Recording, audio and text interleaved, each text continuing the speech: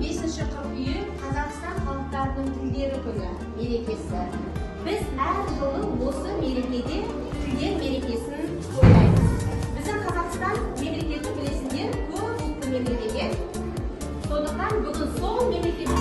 Ал екінші бақытым тілім менің. Қасиетті тілмен тілім дедім. Орын таппай бақтамда, тілі арым болып, ұятым болса түрбеттер, өзге тіл. Ғали Бақатаев, 3 бақытым. Ең бірінші бақытым халқым менің. Көш кемеде айбынды ту қуады. Зафар Әлімбаев, ана тілі. Ана десем, ана тілі ойға оралар. Ана десем, ана тілі ойға оралар. I like my cat. It is very fat. My cat is great. I like to play. Тілім менің байлығым. Тілсізді өмір сүрермін. Тілімнің барына көппеймін рахметім.